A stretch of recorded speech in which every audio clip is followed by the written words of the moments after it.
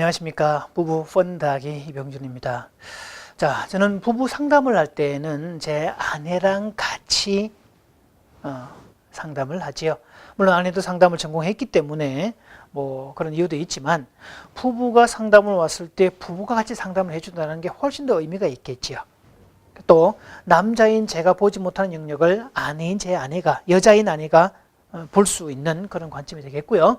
또 내담자 중에서도 이렇게 대각선으로 얘기할 수도 있고 같은 성끼리 얘기할 수 있는 그런 부분에서 장점이 있기 때문이죠. 자, 얼마 전에요. 한 50대 중반의 남자가 이메일로 장문의 상담 요청을 해왔습니다. 그 메일상의 내용은 뭐 딸아이가 3명 있는 집안인데 둘째 아이가 뭐 속칭 싸가지 없는 그런 딸이라는 겁니다. 그래서 자기 아내하고 엄마하고 그렇게 싸워야 되는데 도대체 못 살겠다는 것들이지요.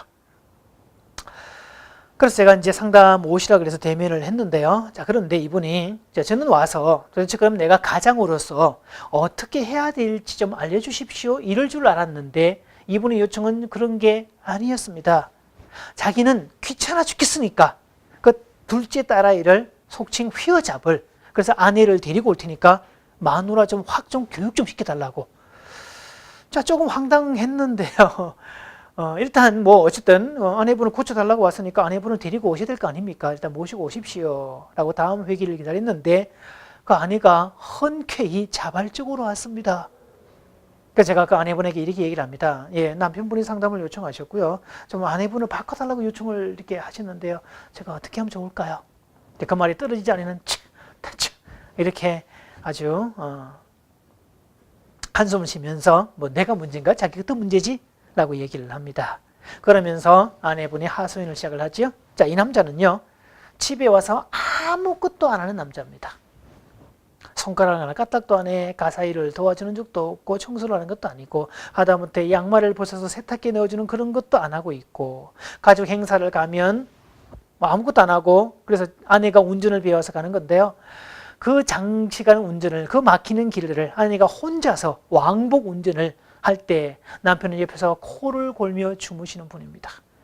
그럴 때마다 제발 사고의 위험이 있으니까 내가 많이 하라 소리도 아니고 그 졸릴 시간에 조금만 도와주면, 그때 내가 조금만 자면 나머지 좀 쉽게 편하게 안전하게 갈 수 있는데 그런 거 좀 도와달라고 그렇게 얘기를 해도 도와주는 적도 없고.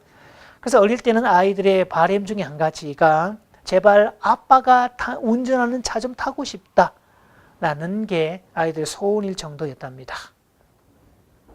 자, 그렇게 이제 세월이 쭉 지나서 이제 아이들은 성장을 해버리고 이제는 아이들의 아예 아버지하고 교류 자체를 하지 않으려고 하고 있고요. 아내분도 아예 포기하고 살고 원망이 머리 꼭지까지 차 있는 상태였었습니다. 물론 이 남편분이 상담을 요청해 왔을 때는 뭔가 모르게 집에 들어갈 때 불편함이 뭐 느껴졌기 때문이었겠죠. 자, 그래서 정말 그랬냐고 되물었더니 남편이 그래도 순순히 정말 그랬다고 인정을 합니다. 자, 사실 부부 사이에도 즐기기 위해서는 수고가 필요하다는 사실입니다. 사실 연인들이 데이트할 때 엄청난 수고합니다. 먼 곳에서 만날지라도 데이트 갈 때는 그 장거리 길을 갈 때도, 근데 다만 본인이 멀다고 생각하지 않고 힘들다고 생각하지 않는다는 것뿐이지 사실은 엄청난 수고를 감내해야 된다는 사실이지요. 그래서 그때는 자발성이 한껏 부풀어오는 상태이기 때문에 수고를 여기지 않게 되죠.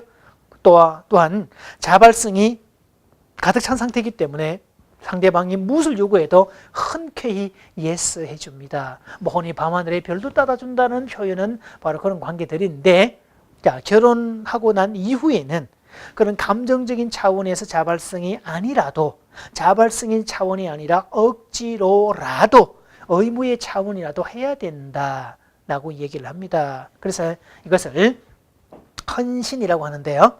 그러니까 미국의 스틴랩 박사라고, 이분은 행복한 가족들을 연구해서 그 행복한 가족들이 뭐 때문에 행복한가 그걸 벤치마킹하자 이런 걸 주장했던 사람인데 그 첫 번째 요소가 바로 헌신이었습니다. 즉 가족을 위해서, 상대방을 위해서 수고하지 않으면 그 가족은 절대로 행복할 수 없다는 것을 이야기를 하고 있죠.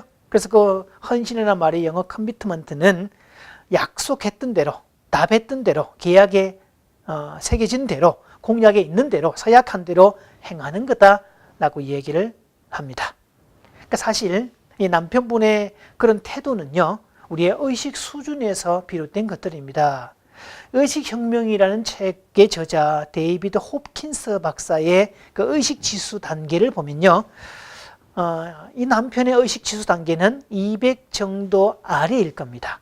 원래 의식지수가 200 이하의 그 사람들은 죄의식이나 수치심 같은 걸로 가득 차 있어서 예스라고는 하나도 없고 모든 일에 노 한다는 거죠. 그러니까 아무 행동도 하지 않고 무슨 말을 해도 듣지도 않고 그런 상태로 자기 생각의 틀에 갇혀 있다는 것을, 심리적 자폐 상태에 있다는 것을 보게 되는데요. 그래서 이분은 정말 표정만 봐도 뭐 얼굴 표정은 물론이고 몸도 마음도 다 굳어 있다는 걸 보게 됩니다.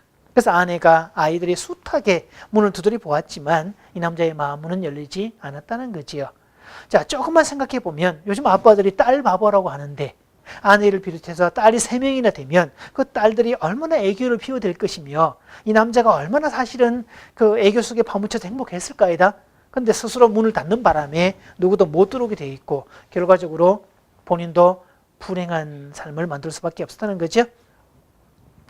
자, 그 다음 의식지수 200단계에서 이제 올라가려면 첫 관문의 하나가 용기입니다.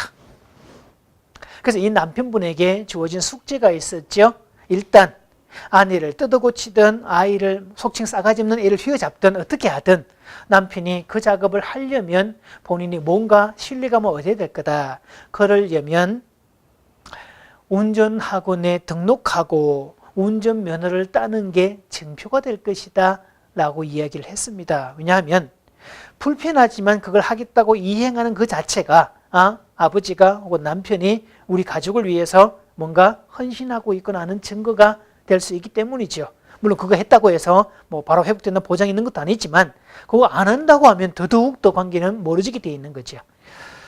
그래서 아직 이제 이분이 운전학원에 등록을 했는지 이후의 기록은 아직 모르겠지만 따로 이제 시간을 만들어서 상담을 오겠다는 이야기만 저한테 남기고 아직은 상담이 진행 안 되고 있지만 아마 이분에게 그 운전면허를 따는 그 일들은 의식지수를 점점 더 높여가는 과정이 될 겁니다.